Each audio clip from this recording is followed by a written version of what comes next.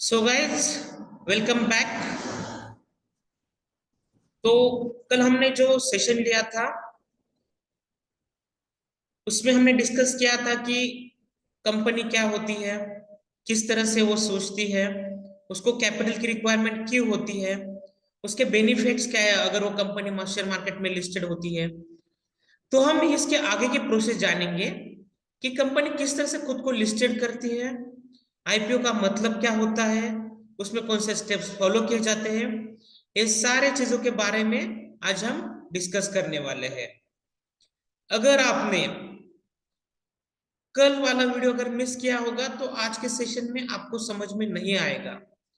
So I will recommend you guys, please आप previous वाला video देख लीजिए, वो समझ लीजिए, और उसके बाद ये वाला वीडियो देखिए, तो आपको आसानी से सारी चीजें समझ में आएगी।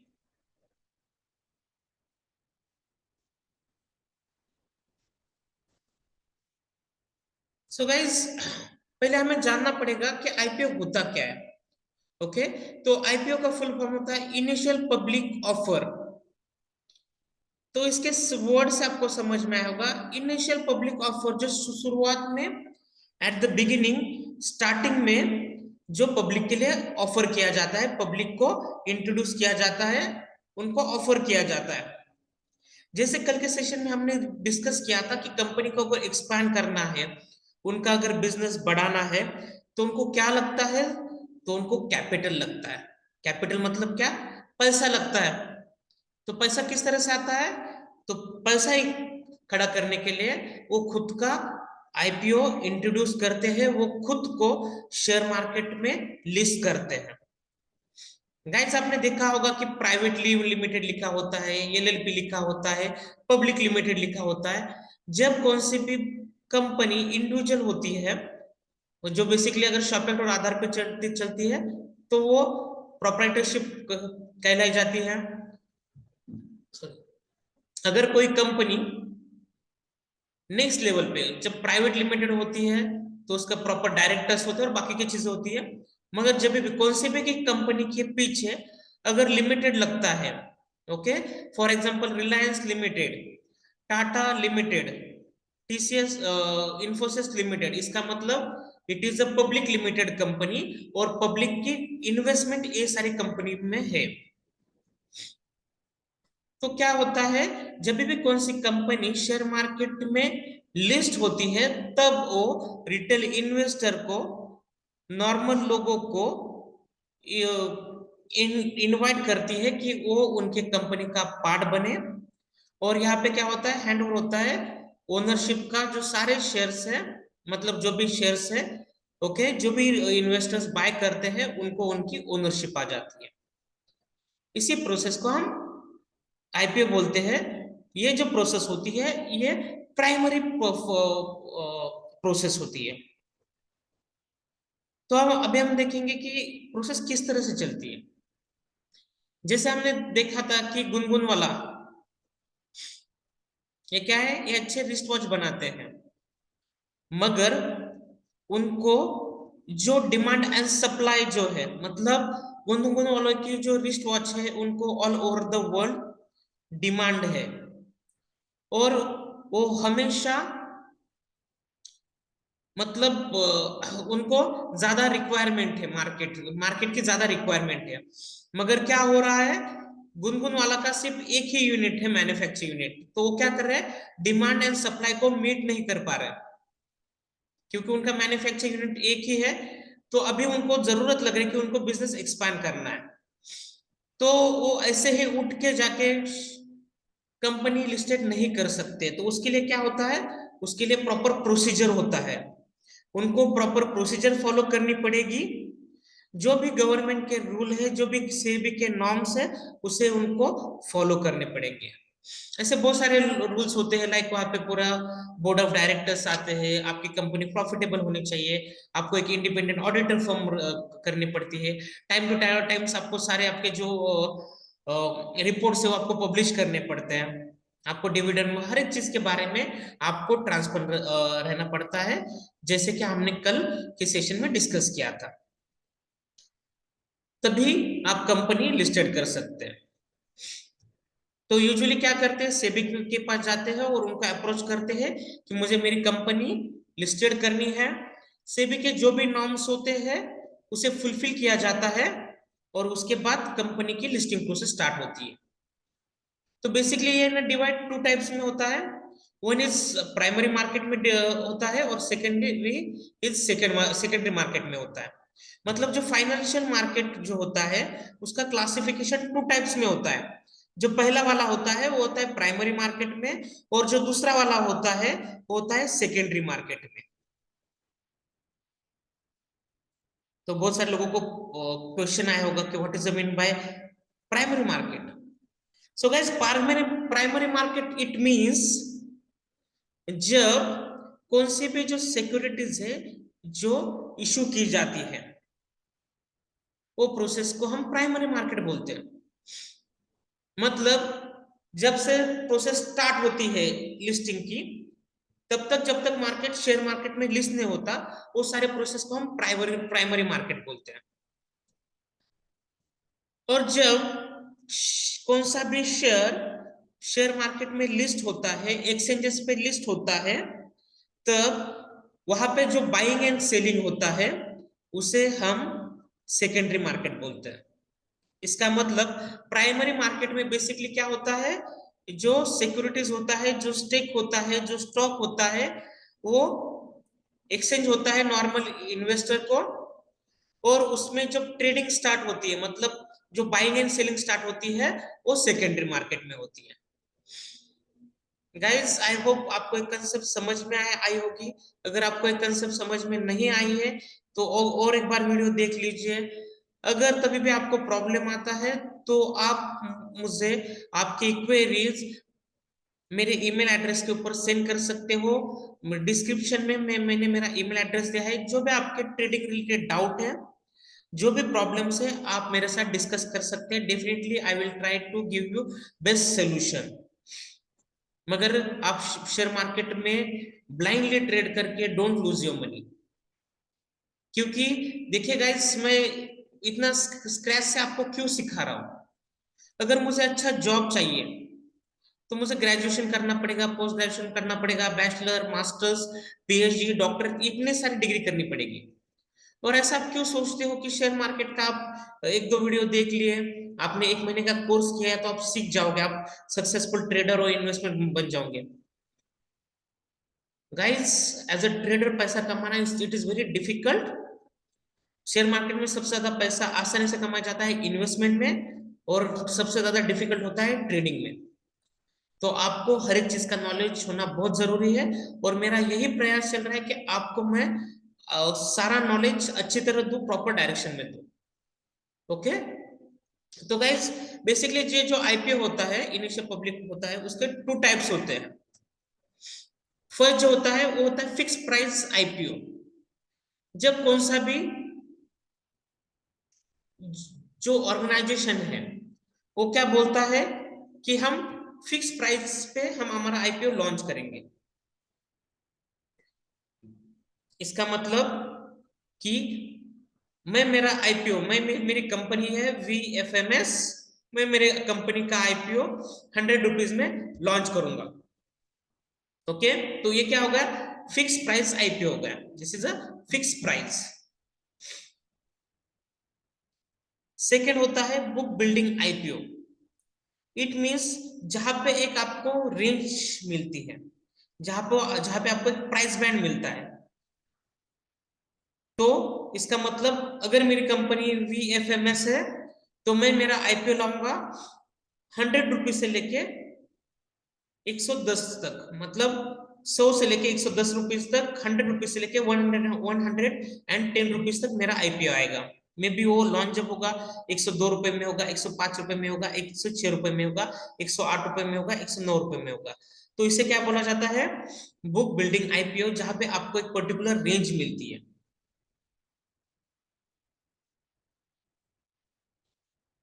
अगर आपको जब भी लगता है कि आपको आईपीओ के लिए अप्लाई करना है, तो आप एक सिंगल स्टॉक के लिए अप्लाई नहीं कर सकते। आपको एक पूरी जो स्टॉक की बास्केट होती है उसी को आपको परचेस करना पड़ता है। So what is mean buy stock की basket? Okay, that is a number of stock. आपको पूरा लॉट साइज बाय करना पड़ता है, लॉट साइज पूरा खरीदी करना पड़ता है। तो लॉट साइज का मतलब क्या होता है? Number of quantity shares.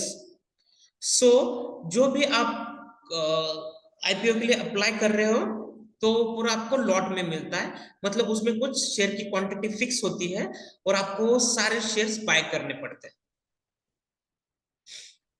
तो उसे हम लॉट साइज बोलते हैं। नेक्स्ट में आता है face value. So guys, face value मतलब क्या है? That is actual price of that stock. जो एक्चुअल प्राइस है वो स्टॉक की, उसे हम फेस वैल्यू बोलते हैं। ये कभी भी बहुत कम होती है as compare to issue price और ओरिजिनल प्राइस।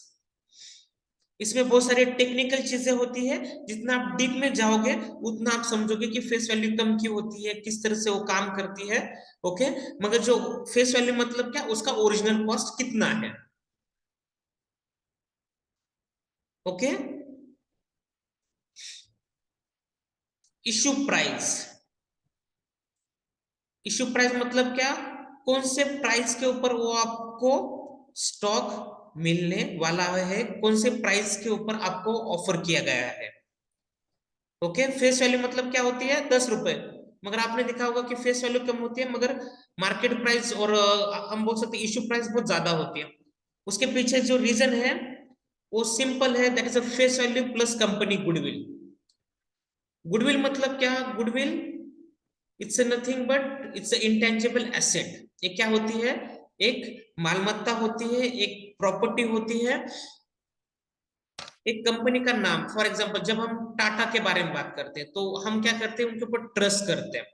आप कभी भी मार्केट में जाते हो तो आप कौन सा भी ब्रांड प्रोडक्ट परचेस करते हैं, क्यों? क्योंकि उनका मार्केट में गुडविल होता है। आप अगर रास्ते से जा रहे हो, वहां पे अगर आपको रेगुलर ठेले के ऊपर अगर 5 रुपए में चाय मिल रही है, और उसके बाजू में एक अच्छा खासा एक है ना चाय का ब्रांड है जहां पे आपको चाय 10 रुपए 15 रुपए में मिल रही है, आप कौन सा चाय पीते हो? वो 15 रुपए वाला चाय पीते हो। क्यों पीते हो? क्योंकि उसके पीछे उसका ब्रांड वैल्यू है, उसका नाम है। सो जब इश्यू प्राइस होता है, जब कंपनी लोगों को ऑफर किया जाता है, दैट इज इश्यू प्राइस, और उसमें कंपनी का गुडविल ऐड होता है। Listing gain. ओके, जो सबसे बड़ा इंपॉर्टेंट टॉपिक है और सारे लोग इसी के लिए मतलब यार ईगर टू, मुझे कितना लिस्टिंग गेन मिलेगा, कितना स्टॉक प्लस में जाएगा, कितना स्टॉक माइनस में जाएगा। गाइस, एक चीज ध्यान में रखिए, हर एक स्टॉक आपको शेयर मार्केट में पैसा बना के नहीं देगा। आपको बहुत सारे अच्छे स्टॉक मिलेंगे, लाइक टाटा, रिसेंटली जो टाटा टेक्नोलॉजी का आईपीओ आया था उसने बहुत अच्छा रिटर्न्स दिया लोगों को। अगर आप थोड़ा सा टेक स्टार्टअप में जाते हो तो प्रीवियसली जोमेटो ने बहुत अच्छा रिटर्न्स दिया एज अ लिस्टिंग गेन। मैं उसके बारे में बात नहीं कर रहा हूँ, मगर ऐसे भी कुछ लिस्टिंग होती है जो आपका पूरा वेल्थ खत्म कर देते हैं, आपका वो पूरा पैसा खा लेते हैं। जैसे पेटीएम, पेटीएम एक क्या था? डिजास्टर था। गाइस, ये सारे मैं एग्जांपल दे रहा हूँ जिस एग्जांपल से आप समझ सके। ओके, तो पेटीएम का क्या था? पेटीएम का एक डिजास्टर था, उसने लिस्टिंग गेन नहीं दिया। तो ये सारी चीजें आपको बहुत मालूम होनी चाहिए बिफोर अप्लाई एनी आईपीओ, कि वो कंपनी का ओवरऑल बैकग्राउंड किस तरह का है, वो कंपनी किस तरह की है, वो क्या प्रोडक्ट करती है। देखिए गाइस, शेयर मार्केट है करंट सिनारियो पे नहीं चलता, शेयर मार्केट है फ्यूचर को प्रिडिक्ट करके चलता है कि आगे जाके क्या हो सकता है। उसका इम्पैक्ट आपको आज के सिनारियो में दिखेगा। तो आपको कंपनी को ठीक से एनालिसिस करना आना चाहिए। इसके सारे चीजों के बारे में हम आगे वाले सेशन में डिस्कस करेंगे। तो लिस्टिंग गेन क्या होता है?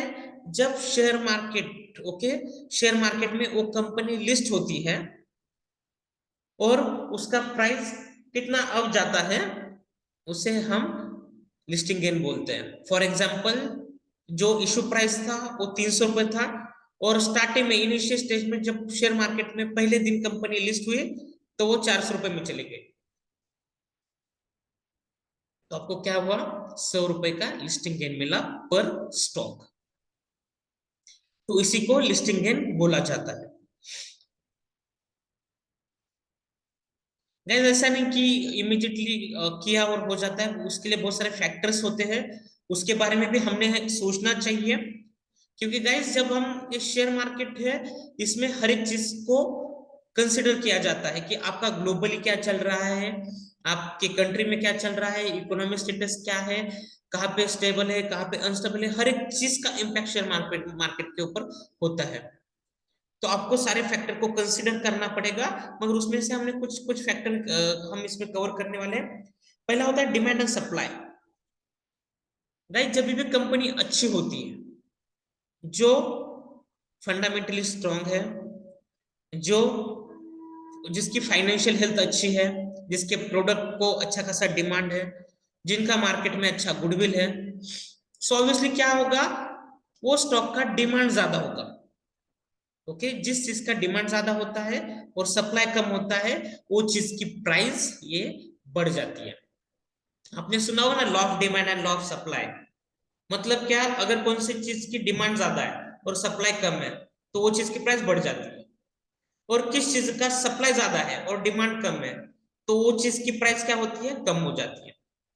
तो अगर कंपनी अच्छी है, मार्केट में अच्छा काम कर रही है, आगे जाके फ्यूचर बन सकती है, तो डेफिनेटली उसका डिमांड ज्यादा होगा और सप्लाई कम होगा, तो वो स्टॉक आपको अच्छा लिस्टिंग गेन देगा, वो स्टॉक आगे जाके अच्छा बढ़ेगा। अगर वो स्टॉक अगर फंडामेंटली वीक है, वेल नोन स्टॉक नहीं है, कंपनी में कुछ तो प्रॉब्लम है, मैनेजमेंट में कुछ तो प्रॉब्लम है, ऐसे बहुत सारे इश्यूज होते हैं जहां पे तो कंपनी वीक लग रही है, जहां पे स्टॉक का सप्लाई तो है मगर लोग इन्वेस्ट नहीं करना चाहते, तो उस टाइम क्या होगा, उस टाइम वो जो स्टॉक है उसकी प्राइस कम हो जाएगी। सो आपको लॉ ऑफ डिमांड और समझना पड़ेगा, लॉ ऑफ सप्लाई समझना पड़ेगा, और ओवरऑल जो आईपीओ चल रहा है उसका डिमांड एंड सप्लाई आपको एनालिसिस करना आना चाहिए। आपको ये भी जानना पड़ेगा कि मार्केट के सेंटिमेंट्स क्या चल रहे हैं। For example, if suppose India Pakistan war start हो गया और कल कितनी भी अच्छी कंपनी का आईपीओ लिस्टेड होने दो, वो आपको गेन देगा? नहीं देगा, वो आपको नेगेटिव रिटर्न्स देगा। चाइना इंडिया वॉर स्टार्ट हो गया, क्या हुआ, कल एक स्टॉक लिस्ट होने वाला है, क्या होने वाला है, मार्केट सेंटीमेंट नेगेटिव हो गए तो आपको अच्छा खासा लिस्टिंग गेन नहीं मिलेगा। कोविड का थर्ड वेव आ गया, तो क्या होगा, और वापस लॉकडाउन लगने वाला है, क्या होगा, तो आप कितना भी अच्छा कंपनी मार्केट में लिस्ट करो वो नेगेटिव ही जाएगा। उसी टाइम अगर मार्केट बुलिश है, हर जगह बुली पॉजिटिव एनर्जी है, हर चीज अच्छी जा रही है, और उस टाइम अगर कौन सा भी स्टॉक अगर लिस्टिंग होता है तो उस पे अच्छा खासा गेन बनता है। तो बहुत सारे जो सेंटिमेंट्स होते हैं वो भी हमें कंसिडर करने पड़ेंगे at the time of listing. IPO pricing, IPO pricing मतलब क्या होता है, आप आपके स्टॉक का प्राइस कितना लगाते हो। फॉर एग्जाम्पल, अगर कौन सी कंपनी ने इश्यू प्राइस अगर ज्यादा रखा कि उसका उतना वैल्यूएशन नहीं है, मगर वो ज्यादा, they are asking for more money, आपको लगता है कि वो स्टॉक अच्छा आपको लिस्टिंग गेन देगा, मतलब जिसका उतना वैल्यूएशन ही नहीं है, और वो ऑलरेडी वो चीज बहुत महंगी है, ओवर वैल्यूड है, तब आपको लगता है उसका आपको लिस्टिंग गेन मिलेगा। तो ऐसे बहुत सारे फैक्टर्स होते हैं जिसके बारे में हमें सोचना पड़ता है। ओके, और उसी के ऊपर आपको लिस्टिंग गेन मिलता है, और उसी उसी टाइम आप एक सक्सेसफुल इन्वेस्ट होता है guys. With in with in a day, मतलब ये जो आईपीओ में जब हम इन्वेस्ट करते हैं, विद इन अ डे आपका पैसा डबल हो सकता है, 50% बढ़ सकता है, एट द सेम टाइम 50% घट भी सकता है। इसके लिए प्रॉपर एनालिसिस चाहिए, प्रॉपर स्टडी चाहिए।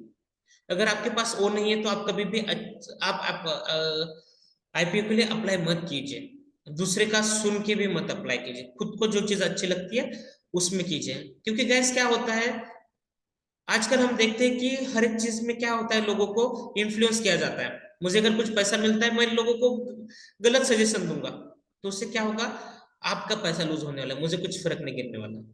सो मैं आपको रिकमेंड करूंगा कि खुद सीखिए, खुद एनालिसिस कीजिए, खुद देखिए कि आगे जाके क्या हो सकता है, तब आप अप्लाई कीजिए आईपीओ के लिए। अगर आपको लगता है कि नहीं ठीक है, आईपीओ को अप्लाई होने दीजिए, प्राइस देखिएगा खुद को एवरेज करते हुए चलता है। अगर आईपीओ भी आता है तो कुछ टाइम के बाद वो खुद को एवरेज करने के लिए आता है और वहीं से वो बाउंस देता है। तो जब एवरेज करने के लिए आता है तब आप एंट्री कर लीजिए। तो ये सारी चीजों के बारे में आपको सोचना चाहिए, तभी आपको मार्केट में एंट्री करनी चाहिए। और गाइस ये हमारा सेशन आगे चलने वाले हैं, अभी सिर्फ हम थ्योरी कवर करने वाले हैं। जो हमारा नेक्स्ट सेशन आएगा तब हम आईपीओ को किस तरह से अप्लाई किया जाता है, किस तरह से कैपिटल आपका ब्लॉक होता है, अगर लिस्टिंग मिलती है तो किस तरह से आपके अकाउंट में दिखती है, कितना फंड जाता है, ये सारी चीजों के बारे में हम कल डिस्कस करेंगे। ग्रे मार्केट यूजुअली आपने यूट्यूब पे, इंस्टाग्राम पे, रील्स में बहुत सारी जगह आपने ग्रे मार्केट के बारे में सुना होगा। सो गाइस कौन सा भी शेयर लिस्ट होने से पहले, मतलब लोगों को जब पता चलता है कि एक कंपनी मार्केट में लिस्ट हो रही है, तो उसके ना पैरेलल मार्केट चलता है जिसे ग्रे मार्केट बोला जाता है। तो वहां पे क्या होता है, वहां पे अगर स्टॉक अच्छा है तो अच्छे इन्वेस्टर्स होते हैं, बड़े कैपिटलिस्ट लोग होते हैं, वो लोग पहले भी अप्रोच करते हैं और वो इन स्टॉक को खरीद कर सकते हैं। तो क्या होता है, जब कौन सा भी स्टॉक शेयर मार्केट में लिस्ट होने से पहले, जब ग्रे मार्केट में हमें उसे एनालिसिस करना है कि उसका ना डिमांड कितना है मार्केट में, लोग उसके बारे में क्या सोचते हैं। अगर वो ग्रे मार्केट में अगर पॉजिटिव अगर ओपनिंग देता है, अगर पॉजिटिव अगर खुलता है, तो वो डेफिनेटली जब लिस्ट होगा वो आपको पॉजिटिव गेन देगा। तो आपको ग्रे मार्केट के ऊपर फोकस करना है। अगर आप गूगल पे डालते हो कि grey market rate of that particular stock, तो आपको सारी चीजों का अपडेट मिल जाएगा। तो ये सारी चीजों के बारे में आपको सोचना बहुत जरूरी है। ओके, सो ना ग्रे मार्केट क्या होता है, बिफोर स्टॉक सिक्योरिटीज जो भी स्टॉक है वो लिस्टिंग होने से पहले उसके पैरेलल जो मार्केट चलता है, वहां पे जो बड़े बड़े एचएनआईज होते हैं, इन्वेस्टर्स होते हैं, वो वहां पे वो स्टॉक खरीदी करते हैं। उसे हम बोलते हैं grey market in simple language. Okay, so guys अगर आपको लगता है कि मैं आपको अच्छा सिखा रहा हूँ, मैं आपके साथ अच्छा कंटेंट शेयर कर रहा हूँ, मैं आपको जेन्युइन बातें बता रहा हूँ, जो भी चीजें वो रियलिस्टिक है, डीप में सिखा रहा हूँ। और गाइज यही कोर्स के लिए अगर आप बाहर जाते हो तो लोग कितना भी चार्ज करते हैं, और ये सारे जो कंटेंट है मैं आपको फ्री ऑफ कॉस्ट दे रहा हूँ। अगर आपको ये मेरे एफर्ट्स अगर पसंद है तो please follow me, subscribe our YouTube channel, follow us on Instagram, join our Telegram group जहाँ पे हम सारी चीजें अपडेट करते हैं, Facebook, follow us on Facebook. सारी लिंक्स आपको डिस्क्रिप्शन में मिल जाएंगी। Thank you guys, thanks a lot, bye bye, take care.